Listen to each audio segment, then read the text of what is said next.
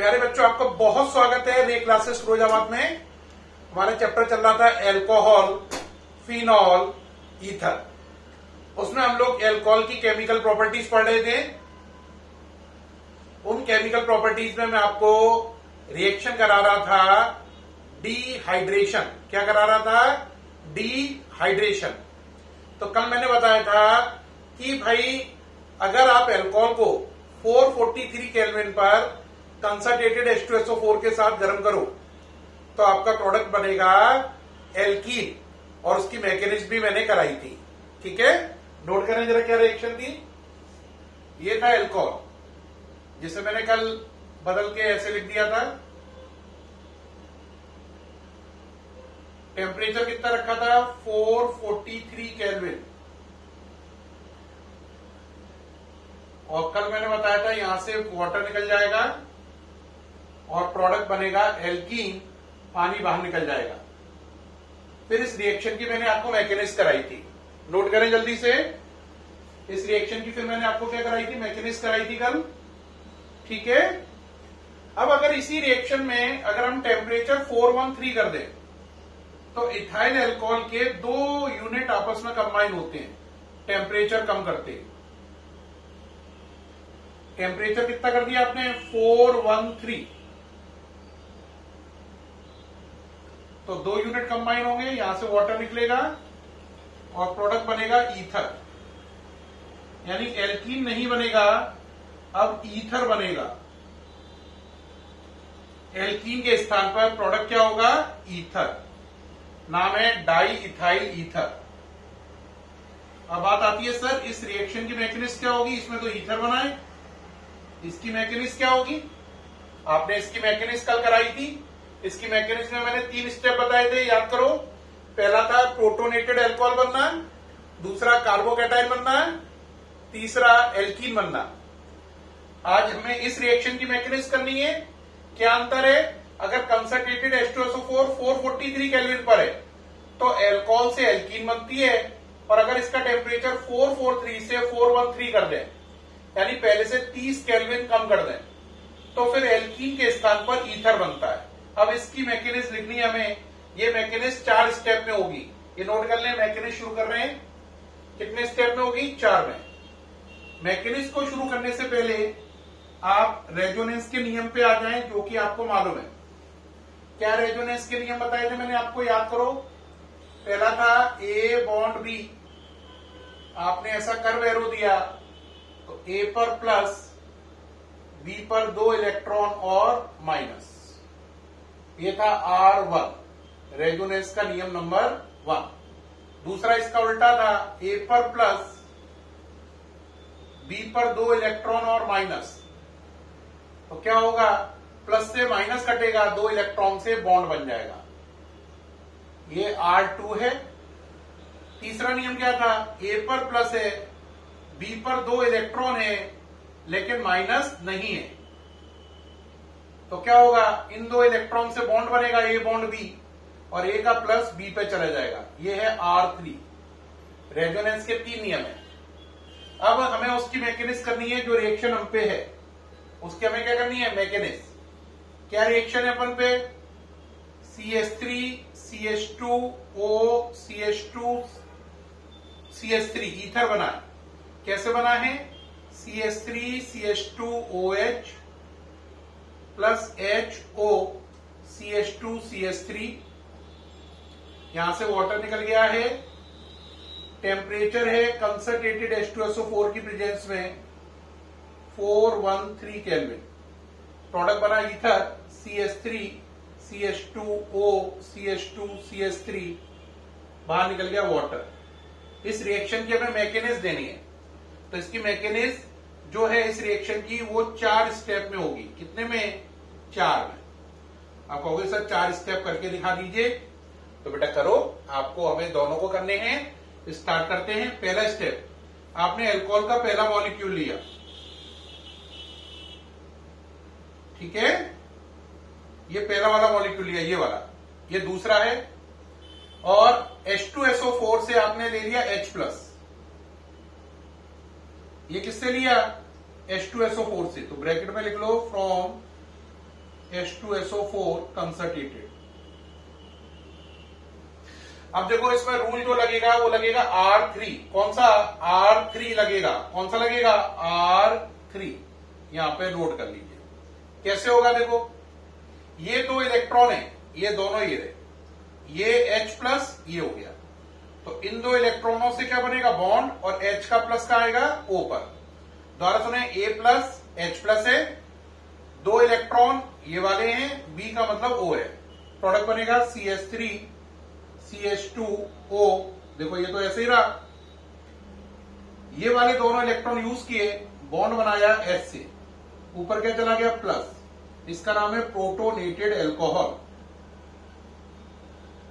Protonated alcohol. तो ये पहला स्टेप हो गया, प्रोटोनेटेड एल्कोहल बन गया। अब दूसरा चलो, ये जो प्रोटोनेटेड एल्कोहल है ये है ना, ये तो है प्रोटोनेटेड एल्कोहल। इसमें रूल लगाओ R1। R1 का मतलब बॉन्ड ऐसे दे दिया आपने, बोलो क्या होगा? R1 लगाओ, ये बॉन्ड टूट जाएगा, इस पर प्लस आएगा A प्लस की तरह, इस पर दो इलेक्ट्रॉन आएंगे और क्या आएगा? माइनस। उस माइनस से ये वाला प्लस कट जाएगा।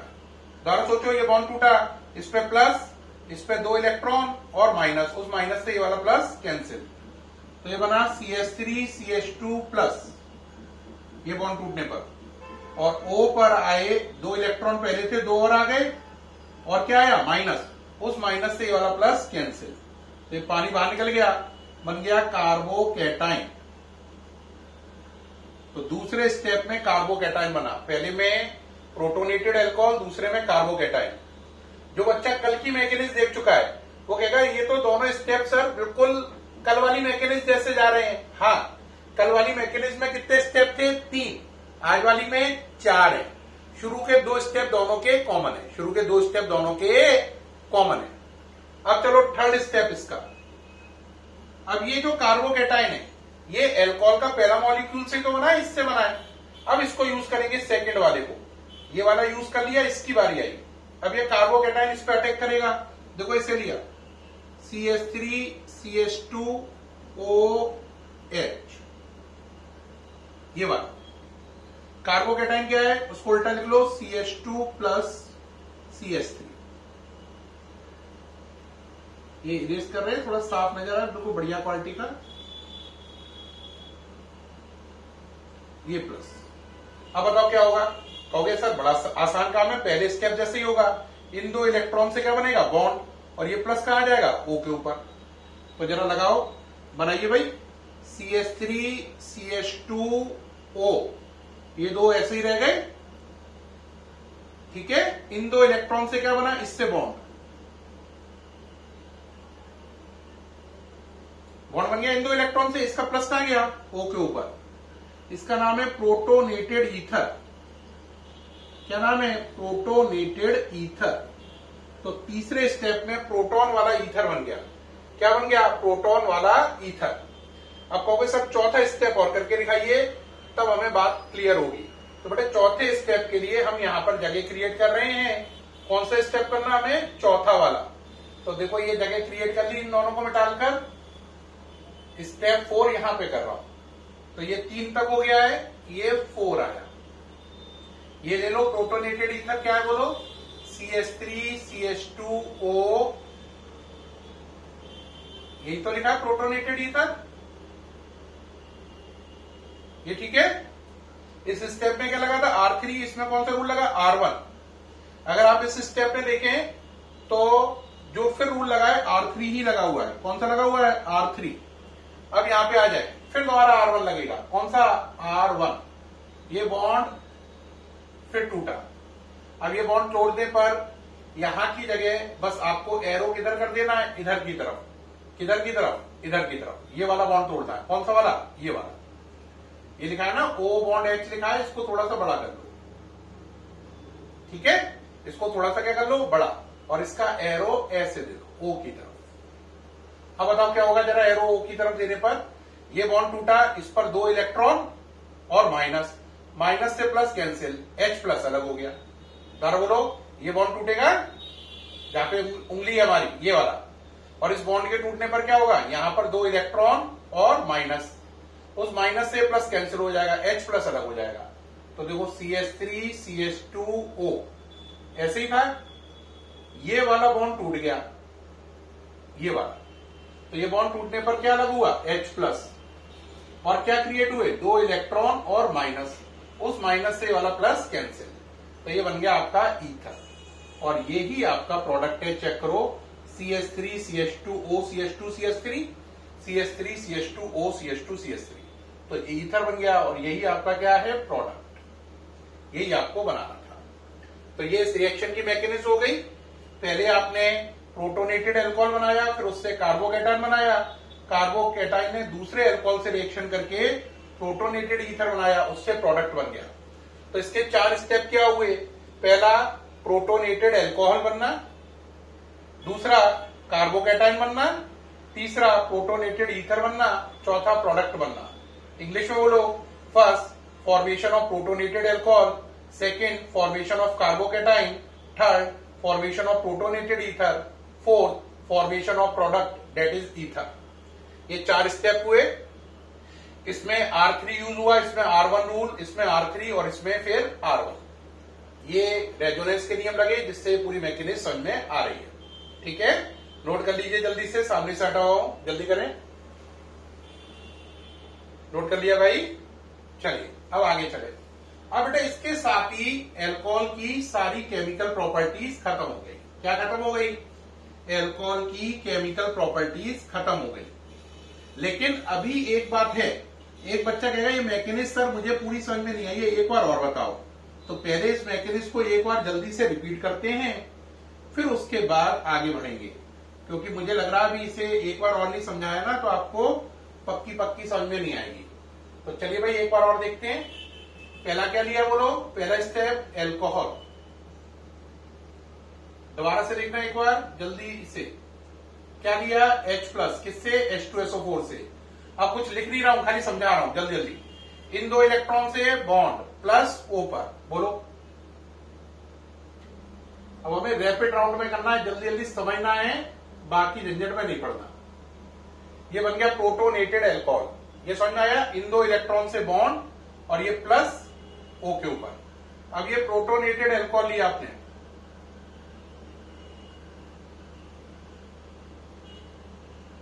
अब आपने एरो दिया इधर वाला, देखो ये, अब ये बॉन्ड टूटा, इस पर प्लस, इस पर 2 इलेक्ट्रॉन और माइनस, उस माइनस से ये वाला प्लस कैंसिल, तो CH3 CH2 प्लस, ये बॉन्ड टूट गया, इस पर क्या आया, O पर 2 इलेक्ट्रॉन पहले थे, 2 नए आ गए, और जो माइनस आया उससे प्लस कट गया, ये पानी बाहर निकल गया, ये बन गया कार्बोकैटायन। अब अल्कोहल का सेकेंड मॉलिक्यूल लाए, CH3 CH2OH, ये अल्कोहल का सेकेंड मॉलिक्यूल है, और ये कार्बोकैटायन है CH2 प्लस CH3। फिर रूल नंबर 1 जैसा ही होगा, इस जैसे ही, जैसे यहाँ पे H प्लस था, यहाँ पे CH2 CH3 प्लस है, बस देखो यही तो अंतर है। तो बस ऐसे इसे नीचे जोड़ देंगे जैसे H को जोड़ा था, तो जोड़ो भाई, CH3 CH2O,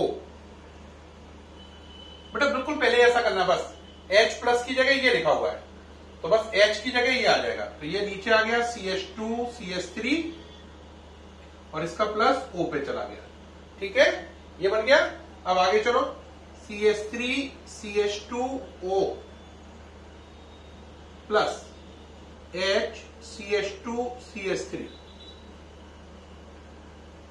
ये चीज है। अब इसमें क्या होगा, ये वाला बॉन्ड टूट जाएगा, ये बॉन्ड टूटते ही H प्लस अलग हो गया, क्या बना, CH3 CH2O CH2 CH3, और बाहर क्या निकल गया, H प्लस। ये कैटालिस्ट को रिटर्न हो गया, या यो कह लो वापस स्टेप 1 में चला जाएगा। कहां चला जाएगा, स्टेप 1 में वापस। तो ये स्टेप 1, ये 2, ये स्टेप 3 और ये स्टेप 4, ये चारों स्टेप हो गए। ये चारों स्टेप एक साथ समझा दिए। पहले में क्या बना, प्रोटोनेटेड अल्कोहल, दूसरे में कार्बोकैटायन, तीसरे में प्रोटोनेटेड ईथर, चौथे में ईथर यानी प्रोडक्ट। ये 4 स्टेप हुए। उम्मीद है अब बिल्कुल समझ में आ गया होगा, क्योंकि अब तो स्टेप मैंने दोबारा से बता दिए हैं। आप समझ में आ जाना चाहिए। अभी भी दिक्कत है तो एक बार वीडियो को दोबारा देखें। अब देखें बेटा, एल्कोहल जो था, अब एल्कोहल लास्ट की तरफ बढ़ रहा है। अब एल्कोहल की केमिकल प्रॉपर्टीज खत्म। अब बच्चा कहेगा अगर एल्कोहल की केमिकल प्रॉपर्टीज खत्म हो गई सर तो एल्कोहल खत्म हो गया। नहीं, अभी एल्कोहल के केमिकल टेस्ट बचे हैं और कुछ उससे रिलेटेड टर्म बचे हैं। तो some important terms related with alcohol और केमिकल टेस्ट ऑफ एल्कोहल, ये दो टॉपिक बचे हैं। तो देखिए, पहला इंपॉर्टेंट टर्म्स, IMP टर्म्स। क्या इंपॉर्टेंट टर्म्स है बेटा एल्कोहल से रिलेटेड? पहला है एब्सोल्यूट एल्कोहल। नोट करते जाएं, एब्सोल्यूट एल्कोहल क्या है? ऐसा एल्कोहल जो 100% प्योर हो, 100% pure ethyl alcohol, 100% pure ethyl alcohol को एब्सोल्यूट एल्कोहल का दर्जा मिलता है।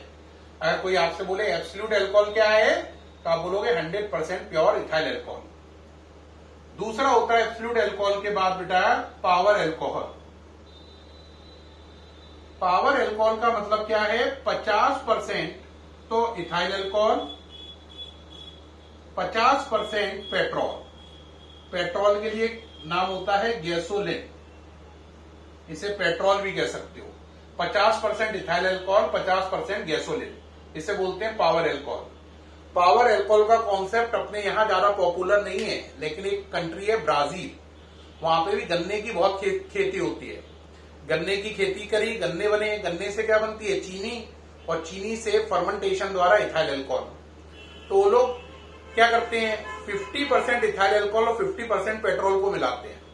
ऐसा करने से जो इथाइल एल्कोहल है कॉमर्शियल वैल्यू में ये लगभग 50 पैसे में 1 लीटर तैयार हो जाता है। तो जरा सोचो, पेट्रोल के रेट आजकल के हिसाब से मान ले तो 80 रुपए है ना, और 1 रुपए का 50 पैसे का उसमें क्या मिल गया? आपने मिला दिया 80 रुपए का पेट्रोल लिया, 50 पैसे का उसमें क्या मिला दिया? Ethyl alcohol. तो 80 रुपए 50 पैसे या 80 रुपए ही मान लो। लेकिन अब 80 रुपए में कितने लीटर हो गए? 2 लीटर, क्योंकि 1 लीटर उसमें पेट्रोल मिला हुआ है और 1 लीटर उसमें क्या मिला हुआ है? 1 लीटर उसमें मिला हुआ है एल्कोहल। अब इन दोनों के मिक्सचर को जब वो डालते हैं किसमें? गाड़ी में, तो सारी गाड़ी बहुत बढ़िया चलती है। लेकिन अब देखो कॉस्ट कितनी हो गई? 2 लीटर हो गया 80 रुपए में अप्रोक्स, या 80 रुपए 50 पैसे में, तो 40 रुपए 25 पैसे का उन्हें 1 लीटर पड़ा।